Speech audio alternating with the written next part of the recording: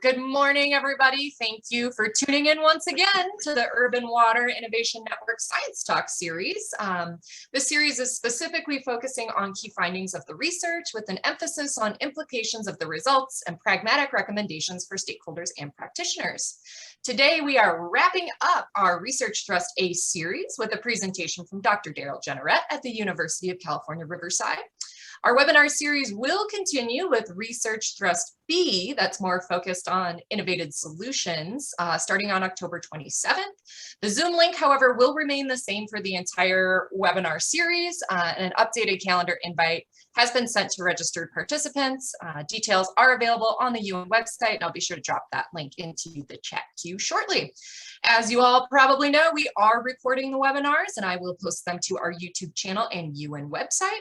Participants have entered muted, so please enter your questions in the chat queue. Alternatively, at the end of Darrel's presentation, we can get your microphones and cameras turned on and hopefully facilitate a little bit of a broader discussion with our presenter.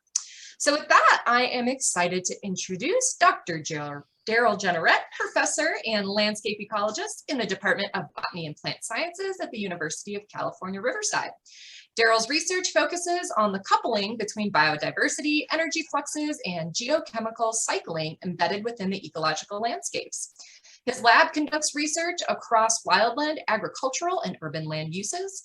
Linking processes across scales is central to his work. Landscape dynamics occur at scales of microbes to hundreds of kilometers to the entire world. Everyone in Dr. Jenerette's lab endeavors to both generate new understanding of how the world works and forecast the effects of global change drivers on sustainability trade-offs. So with that, Darrel, I know we can see you and we can hear you, and your slides are ready to rock and roll, so I'll hand it over to you. Thank you, Sarah. It's great to be able to give an overview talk of the work we've been doing for the past 5 years now. It was part of the UN project. I'm going to talk I'm going to talk today entirely about the interactions between ecosystems and urban water sustainability, and why ecosystems within a city are important components of thinking about urban water sustainability and the benefits to people in the cities.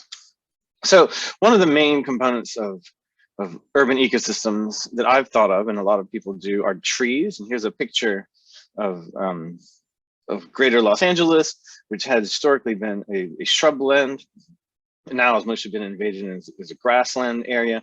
But if you look at this picture here showing the urban landscape, it's pretty heavily forested. There's lots of trees in there. And one of the big reasons we've been thinking about trees lately is, why are people planting these trees? And in some contexts, we can think about it as providing ecosystem services. There are benefits provided by trees that help people and that people appreciate, from health to aesthetics. There's these ecosystem services, and I'll define that more in a little bit.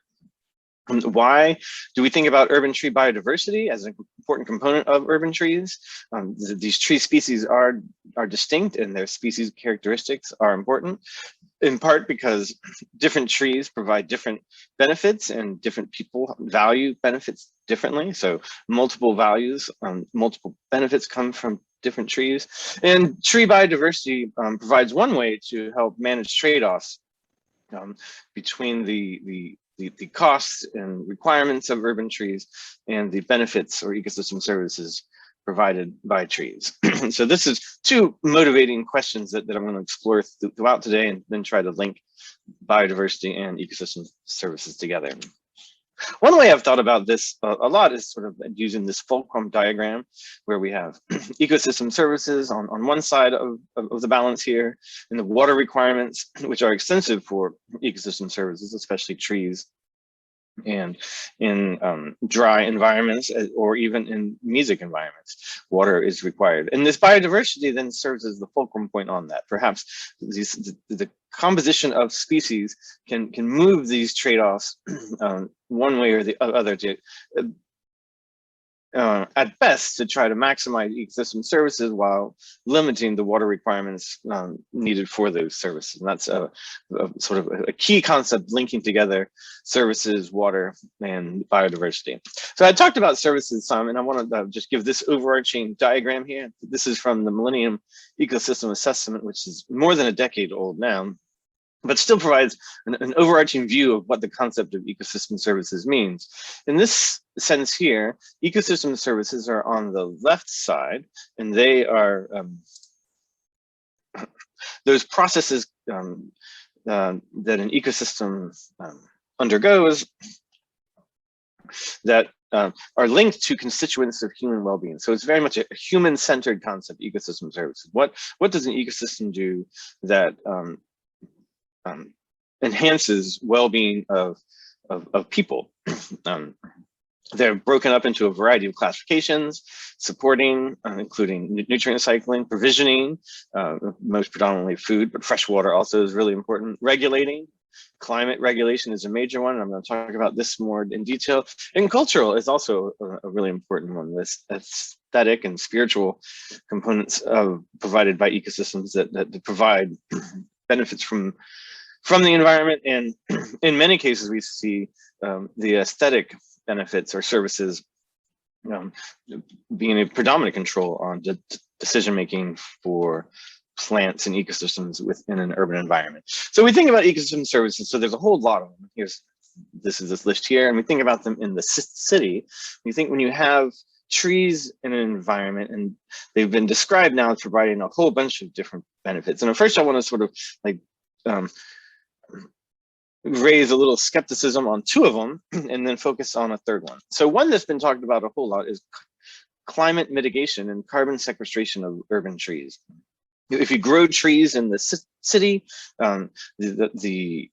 some research has suggested that you can sequester carbon and then reduce global concentrations of greenhouse gases, and then further avert potential climate effects. And I think that this is a questionable hypothesis, given the small land area of trees in the city and the small area of cities themselves, that the growth rates themselves cannot really overcome the potential for emissions, where even at the most optimistic cases, widespread urban expansion of trees would lead to a 1 to 3% emission wedge. So we will only at best remove 3% of current emissions.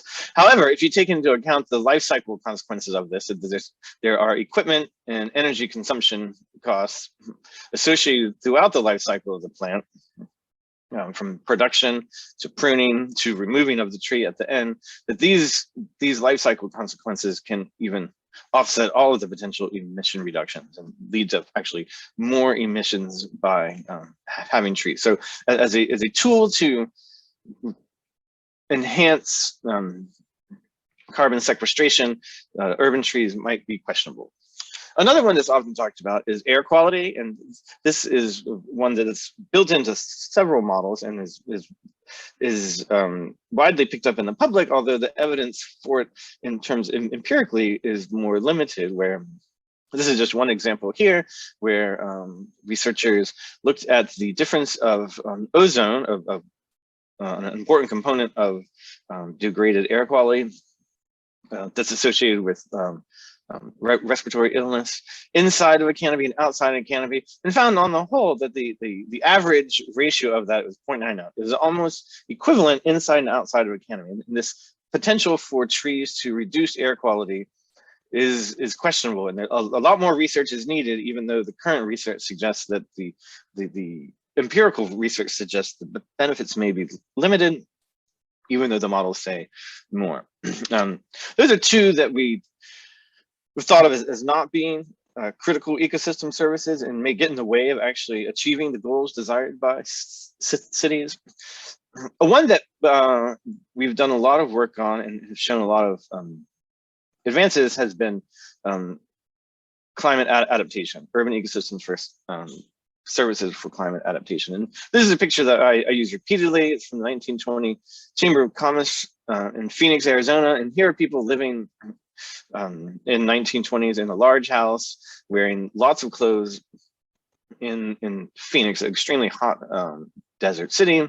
And one mechanism that allows them to do this is all of these trees around them. These trees are cooling off their house directly by shade, and they may be cooling off their neighborhoods by also shade and transpiration. So then more water being used.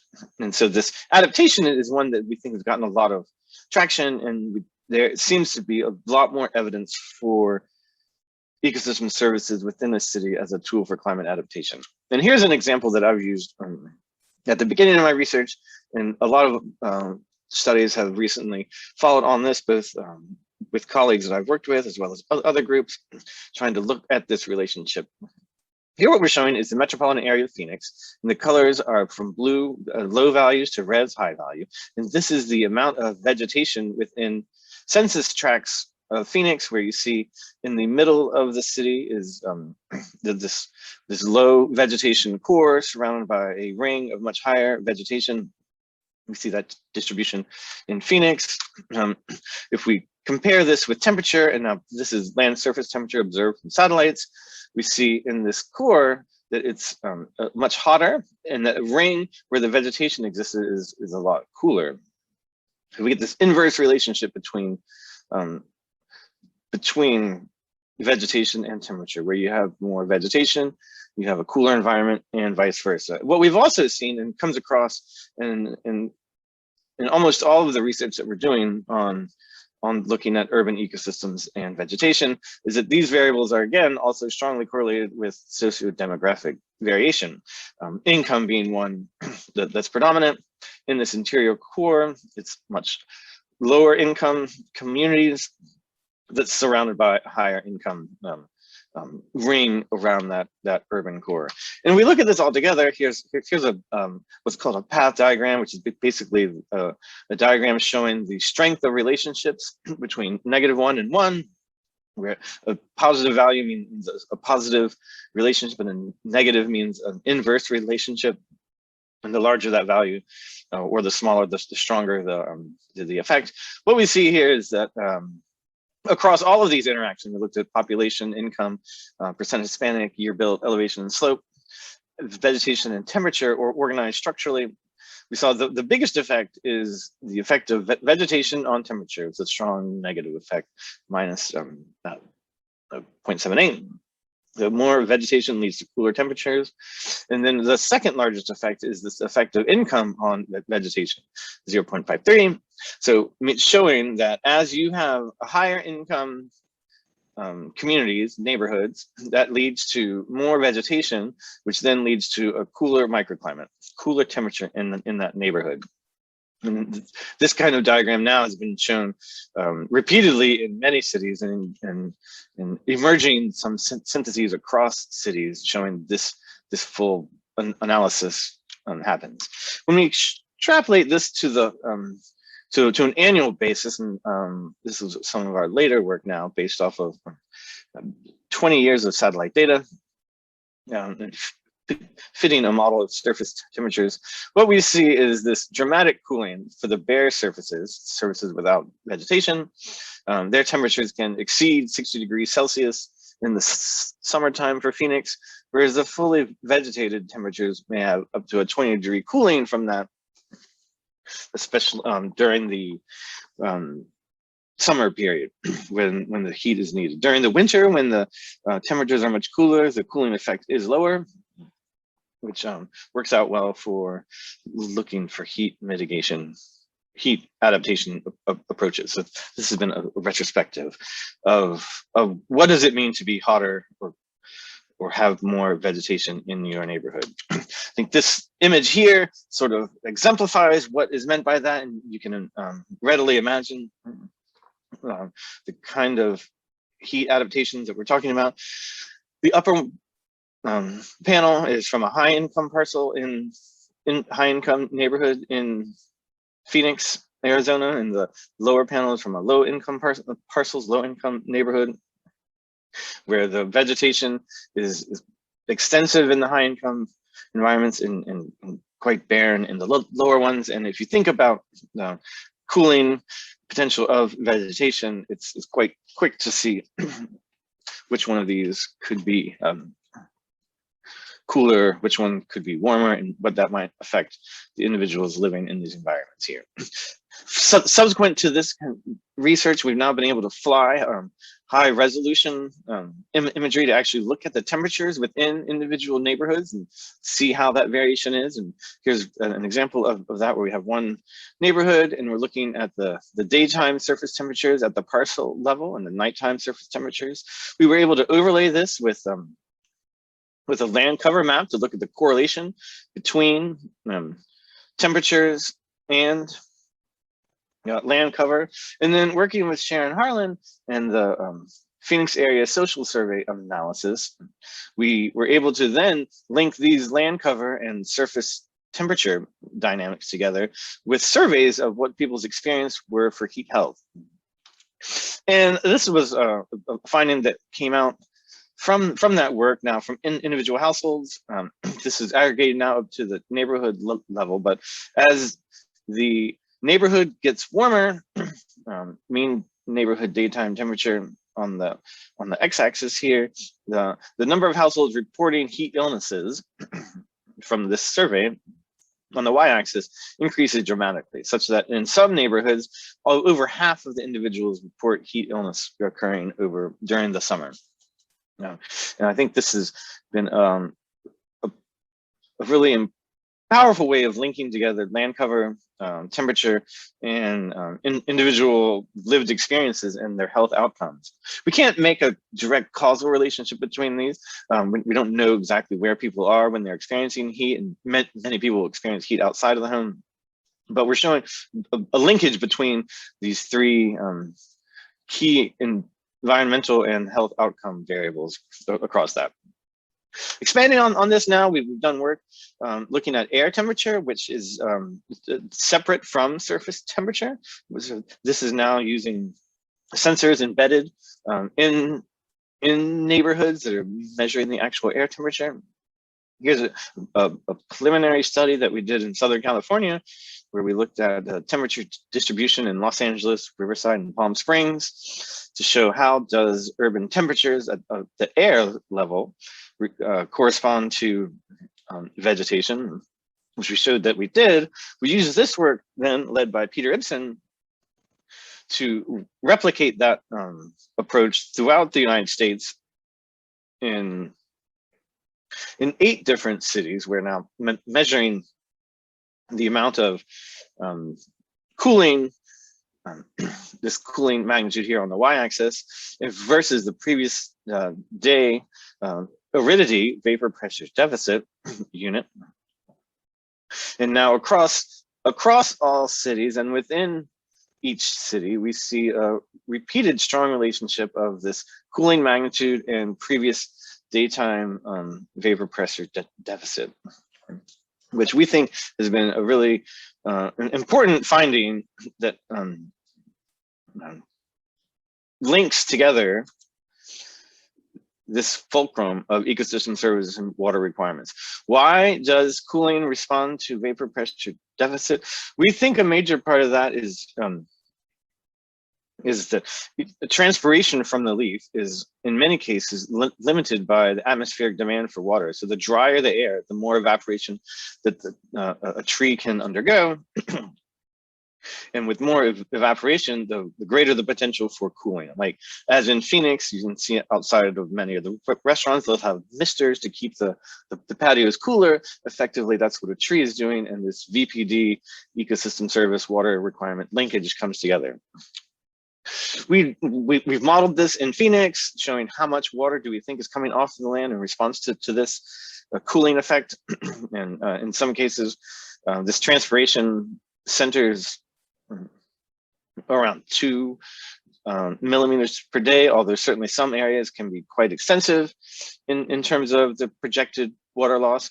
This is all from modeling. From this, though, as part of our ongoing work with UN, we went out to directly measure evaporation to look at this trade-off. And here's an example from Southern California where we directly measured water loss from an ecosystem, this urban ecosystem, here at both a industrial area at the top panel here, and this is location, as well as an urban agricultural site south of that. This is still all embedded within the urban environment, and measured directly for a year what was the evaporation. rates. When we collapse this down to the summer periods,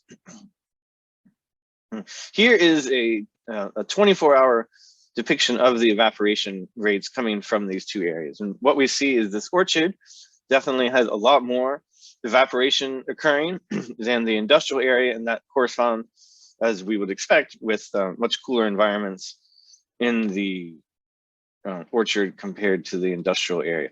One thing to note that is like very much puzzled me lately is this industrial area here has a lot of much higher albedo roofs. The roofs are a lot whiter, and that has an important component on energy balance too, as a lot of that energy is getting reflected off.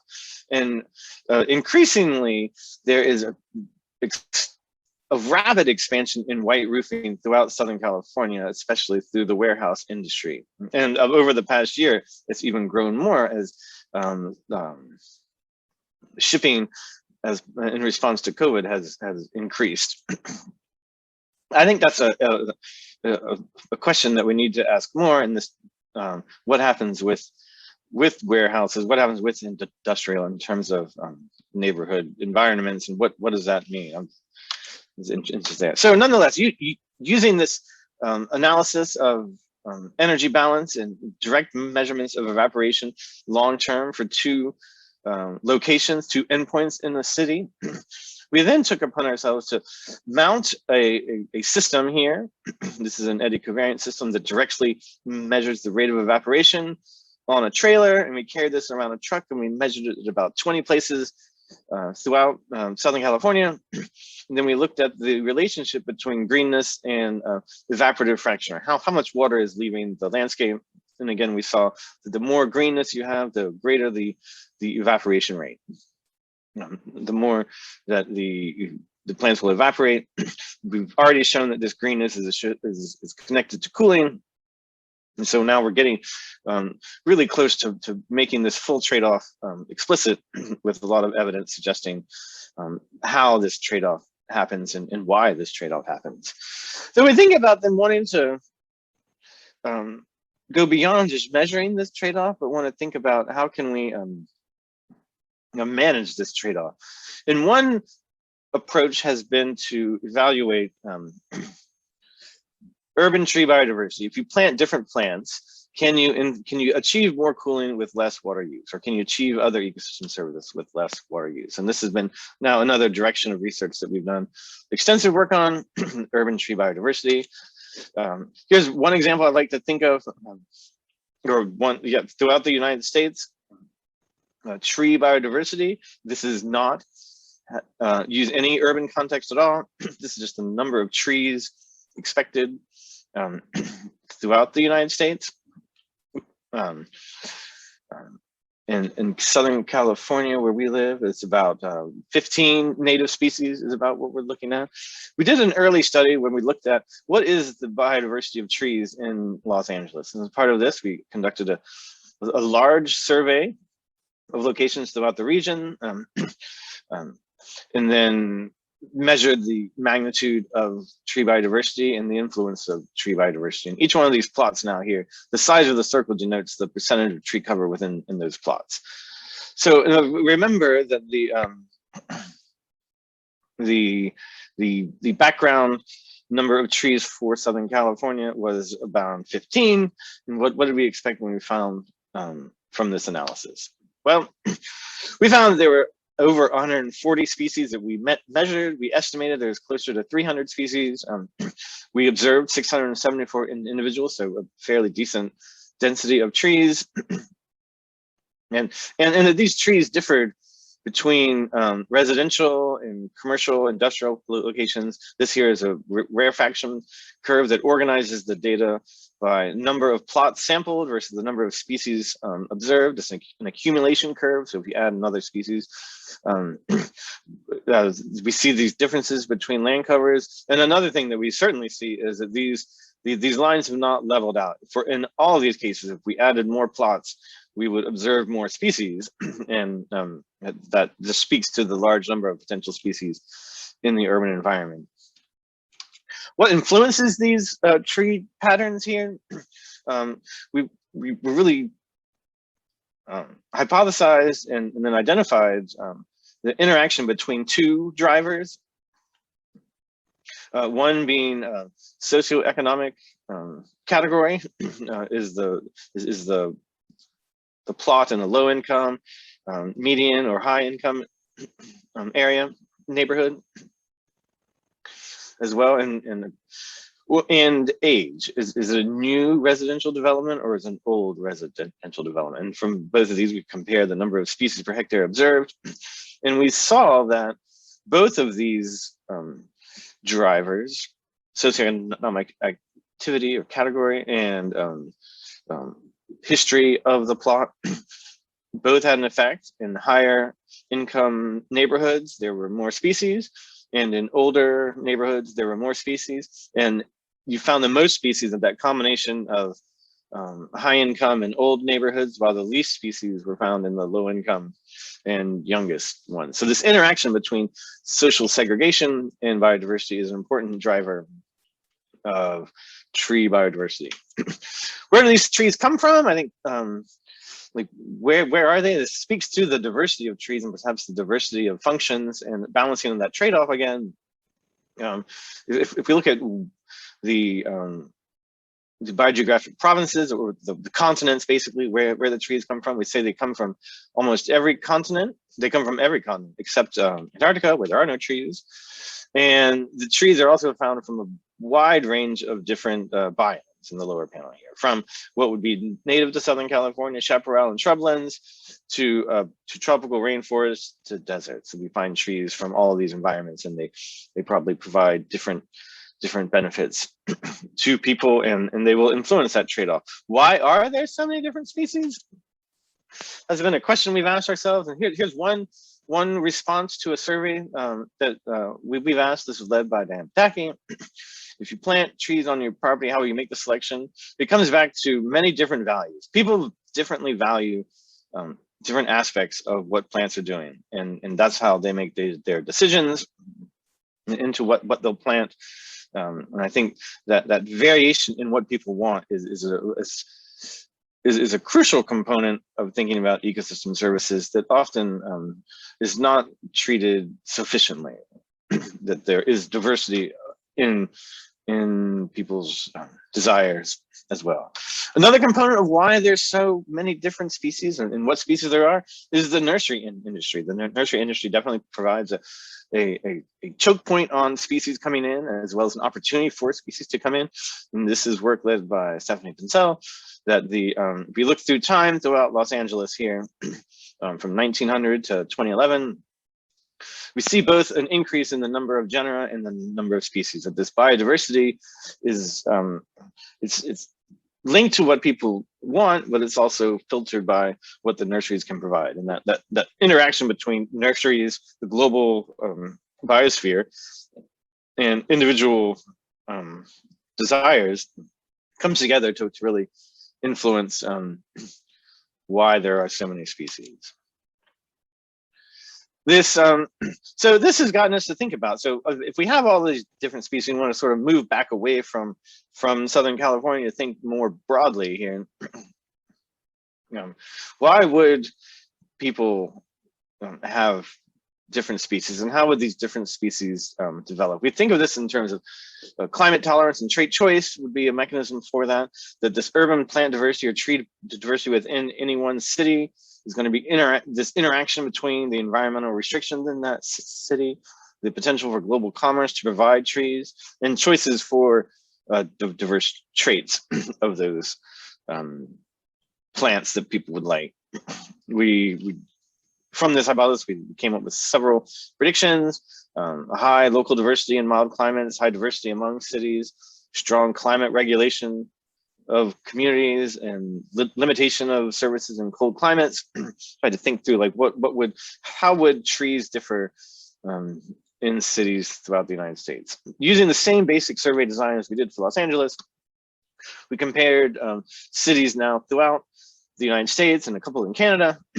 And again, here's our rarefaction, where now instead of by individuals on the x-axis, plots on the x-axis. Now it's individuals on the x-axis, and number of species on the y-axis.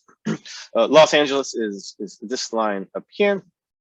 Again, the most biodiverse city that we've encountered so far, and I would be happy to know of more biodiverse cities if there are. And this is organized by the minimum winter temperature of these different plants here. So already we see that Los Angeles has a very mild climate with very rarely freezes. And unlike Fort Collins, tonight will not be the first frost of Los Angeles. We can see these distributions right here. If we organize these a little bit more by this climate constraint as influencing here, what we see is this climate constraint minimum temperature has a strong control on the richness, the number of individual species. If you have a more mild climate, cities have more diverse urban tree communities. If you have it also is directly connected to the importation of exotic plants. So the more mild climate, the fewer the natives species comprise the community. This is also linked into the importation of tropical plants, and this one definitely shows a strong cut right at 0 degrees Celsius, where many tropical plants cannot survive any freezing at all. And so in cities where you have even a little bit of freezing, you do not see tropical plants. And then this also then comes back to one ecosystem service, showy reproductive parts, flowers or fruits that people can find attractive.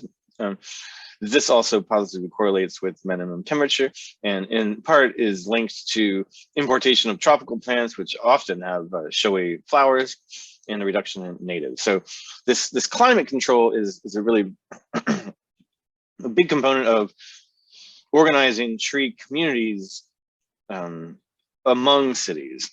And this has led us to it's kind of a general framework of urban forest biogeography, where in some sense, and some there's a biophysical domain that's influencing this, climate, the traits themselves, and genetics, this biophysical components. These are then influencing a social domain, individuals, the horticultural industry, and institutions, and the feedback occurs across both of these domains. And I think this image in the middle that I took one day just walking through my neighborhood really, for me, exemplifies the complexity and surprises in urban biodiversity. This person here is having his large palm tree removed, and he sold this for several $1000s. And someone will pick up this tree and move it to another location, plant it for some new owner. And I think that is is exemplary of the dynamics of urban trees that are distinct from natural environments. In this case, we have a tree is actually being able to disperse itself, well, be dispersed by itself. So when comparing the analyses from Los Angeles and other individual cities, as well as at the continental scale, what we see is sort of this disconnect between processes happening within a city and processes happening across cities. Within a city, we see demographic constraints are really important on influencing the variation of plant diversity and the abundance of plants, where socioeconomics and legacies come in really strongly. But we don't see as much of an effect of climate at the local level. We have not identified a climate effect on diversity within Los Angeles. At the continental scale, though, we do not identify socioeconomic or legacy effects. The median income writ large over a city or the age of its founding is not related to the biodiversity, but climate and the horticultural industry do have large influences on the plant. So this disconnect between scales, I think, is something that is important to recognize, in that and the local context really influences what people are experiencing, but they're constrained by what is available at the continental scale and those larger drivers. So we come back now to this fulcrum diagram, and how does biodiversity directly affect this trade-off? in here, and this part is still a very active area of research, and a lot of work is going on. I think some of the earliest work was done by Heather McCarthy, where she compared the transpiration rate with basal area increment, or the growth rate of the tree, and basically found there was no relationship between these two. We had expected there would be a relationship, that more water use would lead to larger growth. It does occur for an individual tree, but across species, there isn't a relationship. And in this case, that lack of relationship, I think, is really important, in that it suggests that there are opportunities to manage this trade-off, that you're not stuck just with a high transpiration tree leads to large growth, but you can have low transpiration trees in some cases that may have among the highest growth that we examine here. So knowing the biology of individual species and organisms can have a large role in managing this trade-off. So with that, I'll finish up with a take-home from what I've thought of our work, and many colleagues that I've had the good fortune to collaborate with, both within and outside of UN. I think that urban vegetation provides substantial cooling ecosystem services. Ecosystem services require water, a critical climate trade-off. Urban biodiversity is substantial and may affect the service water use trade-off itself. And as we've seen repeatedly in this work, urban biodiversity and ecosystem services are coupled with environmental justice concerns. That we've looked in this work primarily at income, that there's lots of other justice concerns that we should be very cognizant of, and that should dictate a lot of our management activities. And with that, I would love to take questions. Great, thank you, Darrel. That was wonderful. Any questions? Hi, Darrel. This is Eddy. I have a couple of questions. So thank you for the very nice recap. I mean, these talks are very nice because everyone is kind of summarizing all that they have done through the project. So I have first a comment and then a question. So my comment is about the ozone. You were showing results from this paper, ozone correlation with trees. So we've done some of this analysis in New York, and we actually found that ozone concentration was inversely correlated with greenery. But ozone is very unique. It's a secondary pollutant, so everything else was ozone was positively correlated with greenery, and everything else, particulate matter, NOx, NO2, were negatively correlated. So I wouldn't really, use ozone as a indicator that trees don't have as much of an impact on air quality. Now, I still agree that I'm a bit skeptical about how much local improvement in air quality trees provide, and whether these correlations are simply because when there's a lot of trees, there's less cars and so on. But my question was about the relation between nighttime cooling and VPD. So this is a very interesting result. So how do you define nighttime cooling here exactly? Exactly, we define that as the slope of the regression between the amount of vegetation and local temperature, so that the unit of nighttime cooling is degrees C per NDVI. Okay, so for a unit available greenery, how much over a city, and then and then you correlate that to VPD. Okay, thank you. That was my question. Thanks. Sure, and to get back to the air quality one as well, yeah, ozone is really interesting because it's the secondary one, and a lot of trees are producing VOCs, which are going to be a component of ozone formation. At the same time, if you see this cooling relationship with trees, there's also the potential to get less ozone formation, because ozone formation is increased by higher temperatures. And so there's a whole bunch of things going on with ozone for sure. I use that as an example because a lot of people are familiar with ozone. I think that There's also a lot of counterfactual evidence that suggests that greenness does not lead to reductions in NOx or PM 2.5. I think that is still open for debate, even though all of the models used in a lot of urban greening analyses have that as a built-in component of them. I guess I'm thinking of the U4 model in particular, but models suggest how much is happening. I think you brought up a really great example of this inverse relationship from the production of PM 2.5 and vegetation certainly could be out there as well. But then there's also the analogy that I've thought of, or that I was told, and I forget who gave it to me at one point, was you think of the trees are analogous to rocks in a stream. Sure, the rocks get wet, but they're not contributing to the loss of water in the stream.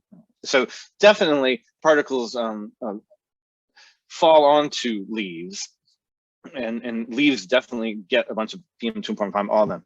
But are they actually reducing exposure to people, or even the risks of people in those environments is an important question.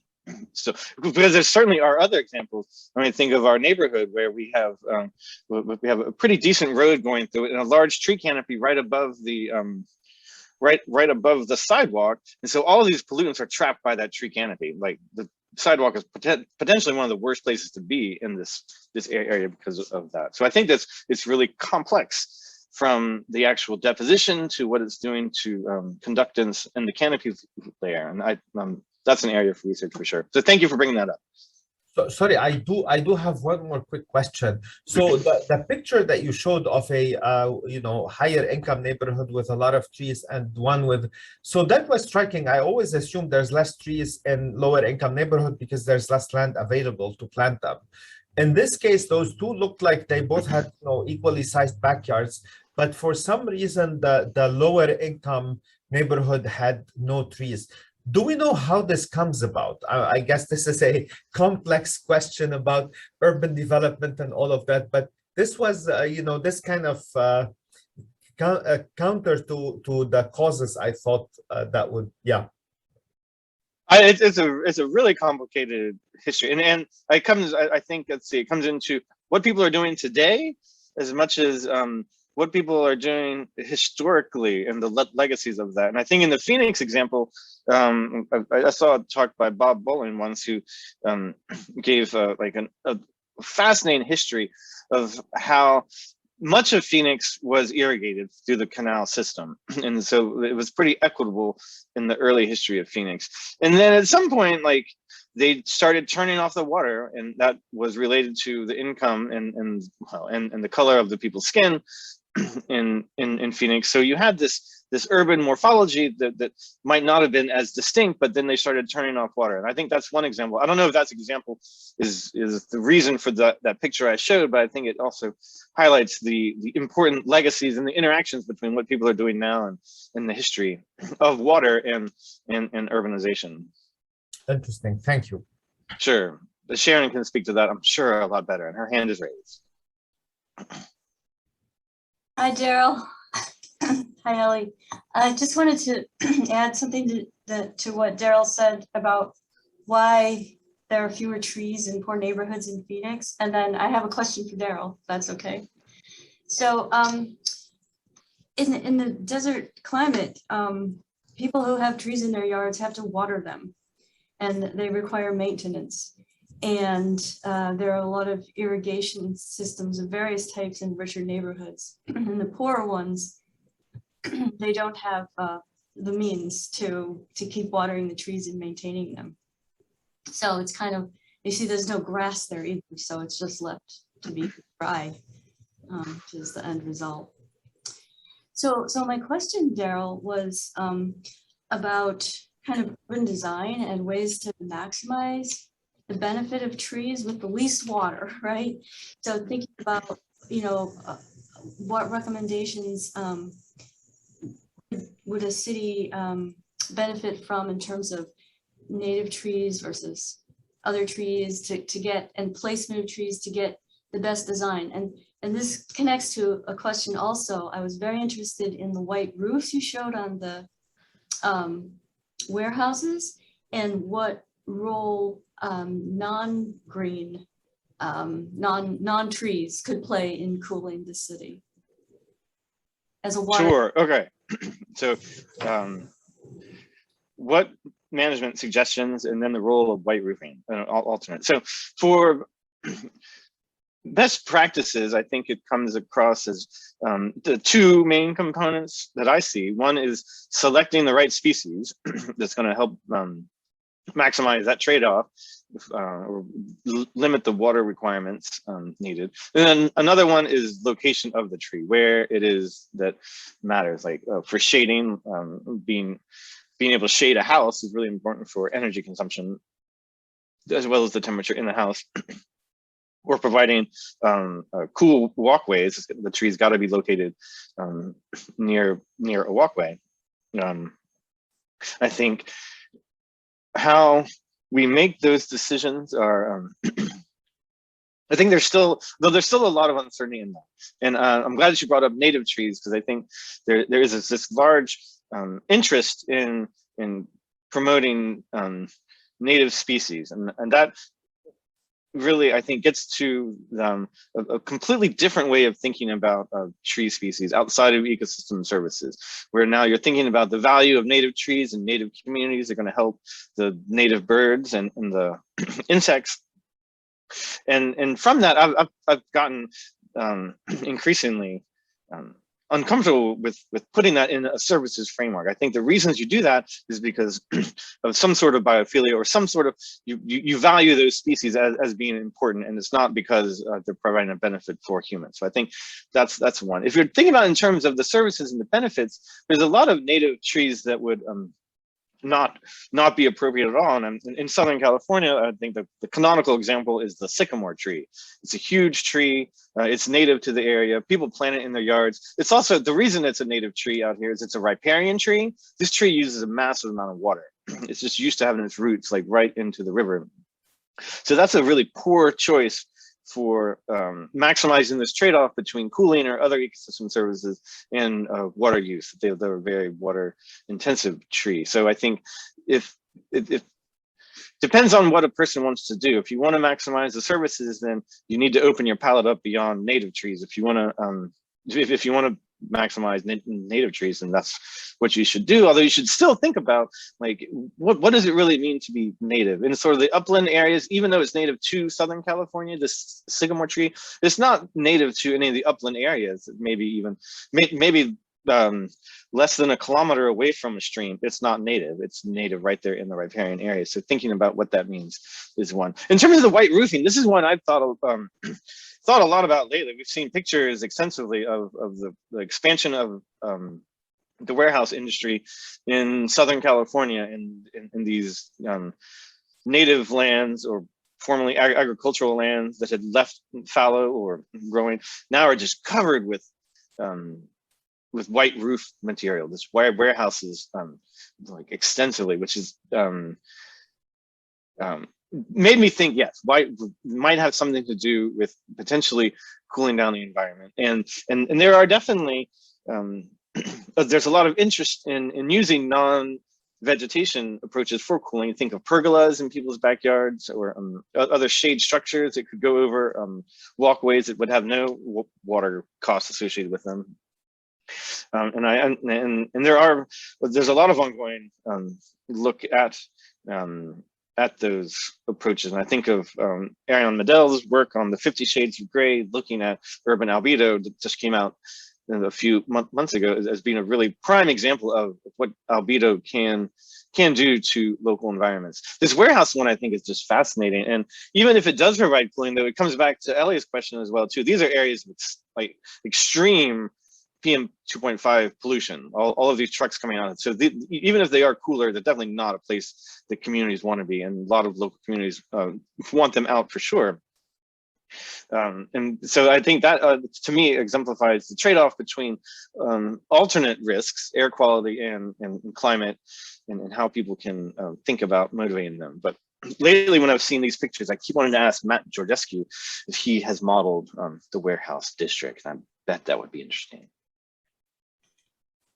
Thanks. He hasn't, but we have been modeling neighborhoods and white roofs and found some interesting findings about, yes, they do cool neighborhoods and they can cool lower income neighborhoods more because there's more roof area, right? Density. That makes a lot of sense to me, and is a good. I think there's also interest in cool pavements that will be more reflective as well. The cool pavement one is kind of fun to think about, and again, come back to Ariane, where she's kind of, I think she pointed out in one case how these really reflective pavements, if you're like a child especially, you're getting hit by the energy twice, that sun coming down and then the reflection right up from the ground, that it might actually, what it means for risk to individual people is not the same thing as aggregated to the neighborhood 2-meter air temperature. I think that's a conclusion we've come out in many cases, that what is the measurable risk, like what is the temperature that you can identify, might not correspond to a vulnerability of individuals, which is what we care about at the end of the day. It's not just about reducing risk. If you reduce risk but don't reduce vulnerability, then you're not helping anyone.